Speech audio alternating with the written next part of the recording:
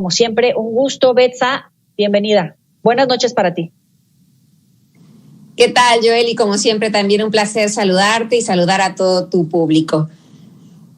Te contactamos porque estás en Rusia y como periodista pues queremos contrastar la información que tenemos en territorio mexicano versus a la que se tiene por allá. Cuéntanos. Claro que sí. Bueno, pues el día de hoy, como ya lo han informado a través de los diferentes espacios que tú presides y el grupo televisivo, bueno, pues hoy hubo una llamada telefónica entre el presidente Andrés Manuel López Obrador y el presidente de Rusia, Vladimir Putin. ¿Qué se habló? Bueno, del posible envío de 24 millones de dosis de la vacuna Sputnik V. Yo lo que te puedo decir en estos últimos meses que ha pasado con la vacuna, hay mucha información que no es tan precisa la que se ha manejado. Nosotros hemos seguido muy puntuales todo el desarrollo, pues no nada más de los estudios, sino de cómo se ha trabajado en el Instituto Gamaleya, que fue quien crea la vacuna Sputnik V. Se dice que tiene muy poco tiempo para haberla podido fabricar. Sin embargo, esta es una vacuna que tiene 7 años. La base científica es la que se utilizó para el ébola en África. Posteriormente se utilizó para el MERS en Asia y ahora se le agregan estos componentes científicos para poder atacar al COVID-19. Entonces, por un lado, ahí tenemos todos los estudios. Se dice, es que no está aprobada por la OMS. No, efectivamente la OMS la tiene en esta lista donde está no solo la Sputnik V, donde está la de AstraZeneca, donde está la de Moderna, donde están todas estas vacunas que siguen en espera de la aprobación. La única que fue aprobada fue la de Pfizer y bueno, porque sabemos cómo estuvo la situación con Estados Unidos para que se aprobara de forma más rápida esta vacuna por la OMS. También se habla que la FDA no la tiene aprobada. A ver, la FDA es una institución norteamericana. Si la vacuna Sputnik se fuera a aplicar en Estados Unidos, ahí se tendría que aprobar por la FDA. Sin embargo, esta está aprobada por las instituciones de salud de Rusia, es decir, su propio mecanismo para que se pudiera utilizar. La fase 3 se terminó desde el año pasado, fue con voluntarios, varios de mis compañeros tuvieron la oportunidad de participar. En esta fase todos ellos ya tienen anticuerpos y justo la semana pasada inició ya la vacunación masiva en el país. A finales de febrero se van a haber vacunado ya 3 millones de rusos y también de extranjeros que están viviendo de una u otra forma aquí en el país. Entonces podemos decir que los resultados que ha arrojado hasta el momento el Sputnik V han sido buenos, recordando que tiene un margen del 95% de efectividad. Obviamente los anticuerpos a los pacientes les van subiendo conforme pasa la primera dosis y la segunda. Yo te puedo decir en primera persona que yo no me la pude aplicar porque estoy embarazada, pero mi esposo se la aplicó y él ya esta semana se hace su prueba de anticuerpos para saber qué tan protegido está. Claro, me llama la atención mucha de la información que nos compartes porque en efecto tienes razón, la FDA no puede autorizar o no tiene que darle la autorización a esta vacuna rusa como sí lo tiene que hacer las autoridades rusas y es un punto medular en la información respecto a que la OMS no la ha aprobado y solamente la de Pfizer ha tenido la aprobación. Precisamente, ¿cómo lo han recibido? ¿Cómo lo han manejado los países que están optando por la vacuna rusa? Hablo de Argentina, Argelia, Bolivia, Serbia, estos países que ya se están administrando esta vacuna rusa y que le dieron cauce a la recepción, a la verificación, a la certificación de las autoridades sanitarias en su país para que fueran vacunados sus ciudadanos con la vacuna Sputnik.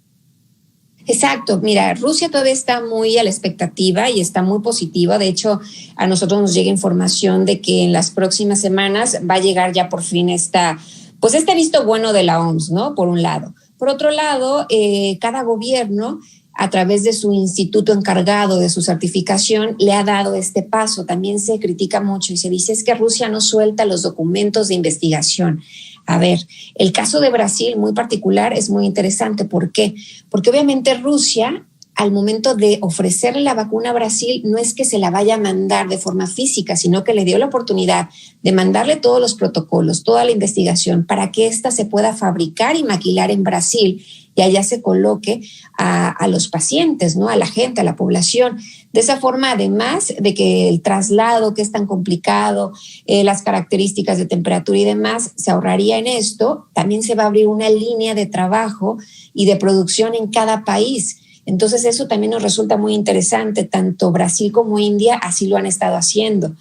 Entonces, bueno, pues la información está ahí. Yo invito obviamente a la gente común de a pie que investiguemos un poquito más allá, porque a veces se sataniza por el lado de la política, por el lado de pensar en que estos son tintes más allá que de la salud de la política, y la verdad es que no, estamos todos pasando por una pandemia, estamos perdiendo muchísima gente. A mí me duele, no sabes cómo, leer los datos que están pasando en México.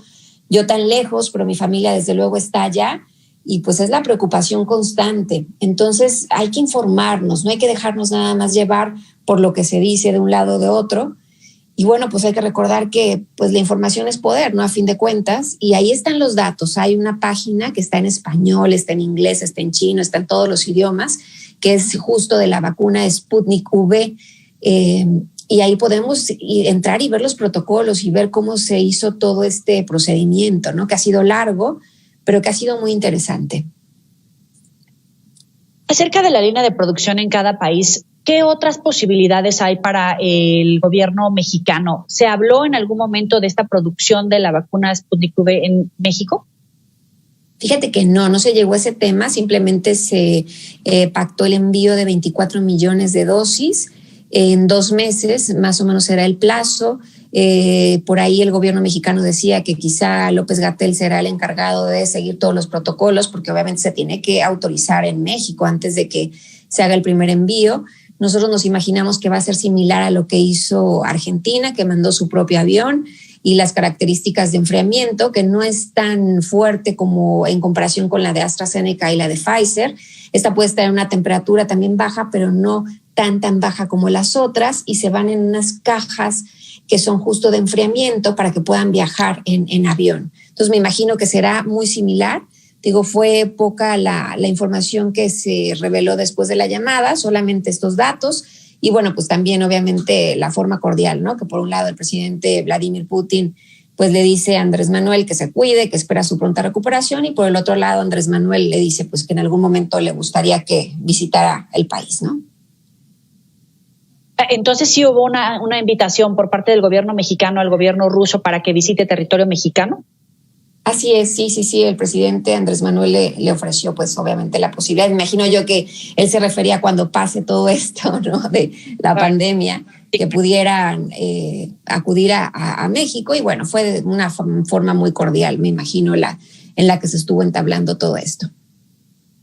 ¿Hubo alguna mediación por parte de Estados Unidos para que se diera esta llamada entre los presidentes ruso y mexicano? Porque recordemos que Hugo López-Gatell estuvo visitando varios países, incluso para determinar cómo era el avance de la vacuna. Incluso estuvo en Argentina, y la Cancillería mexicana ha tenido muchos acercamientos para tratar de conseguir las vacunas. ¿Sabes si hubo alguna intermediación por parte del gobierno de todavía el presidente Trump durante las últimas semanas antes del cambio hacia el presidente Joe Biden?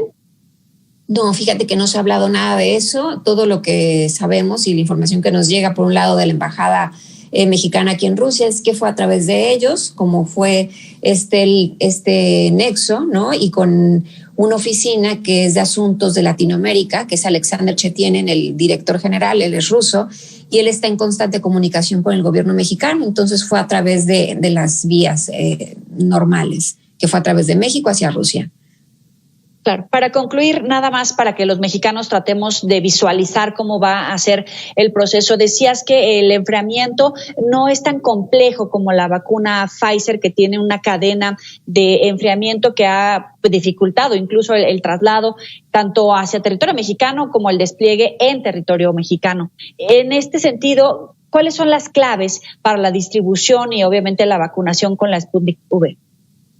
Sí, mira, se ha estado manejando, por decir, con Argentina, que fue el último país que se envió, bueno, el que llegó un envío grande, es que en el avión vienen estas cajas de enfriamiento, les llaman, ahora no recuerdo exactamente el nombre, pero viene la temperatura a -8 grados. Entonces, de esta forma se hace todo el traslado. En estas cajas llegan al destino y tienen que permanecer en ellas. Rusia las está habilitando, es decir, yo, Rusia, te doy todas las vacunas en estos contenedores térmicos, así es el nombre correcto, para que de esa misma forma lleguen a territorio. Hay que recordar que son vuelos muy largos, estamos hablando de 14 horas de vuelo, dependiendo la ruta que se tome, y posteriormente tendrán que tener contenedores similares para que esto continúe en ese mismo ambiente, ¿no? En esa misma temperatura. Cuando tú llegas como paciente a recibirla, tienen que tomar la vacuna. La enfermera o la persona que la aplica con sus propias manos empieza a calentarla, o sea, empieza a calentar el líquido, y eso te lo puedo narrar porque yo estuve presente en la vacunación de mi marido. Y al momento de que ella ya siente que la temperatura es correcta, es decir, nunca están congeladas, el líquido ya puede ingresar y no vas a sentir tanto pues el choque obviamente de la temperatura. ¿Qué es lo que pasa? Al momento que te ponen la primera dosis, te lo informan. Puedes sentir, obviamente a las horas de la aplicación, que te da un poco de temperatura, puedes llegar a 38 grados, 38,5. Te recomiendan que tomes paracetamol y posiblemente al siguiente día de la aplicación sientas el cuerpo cortado. Hay gente que no ha sentido nada en lo absoluto. En el caso de mi esposo, en la primera aplicación sí tuvo estos síntomas, es decir, temperatura 38,5, cuerpo cortado. En la segunda dosis no sintió nada, ni siquiera tuvo que tomar paracetamol, ni mucho menos. Y bueno, pues ya esta semana te decía que se hace la prueba de anticuerpos para saber cuánto sube, que este dato también es importante. Un individuo que no ha estado enfermo tiene menos de 12 puntos o de 12 unidades de la enfermedad. Cuando te ponen la primera vacuna, estos niveles van subiendo, o sea, tu inmunidad va subiendo, y posterior de la segunda vacuna puede llegar hasta 135 o hasta 300.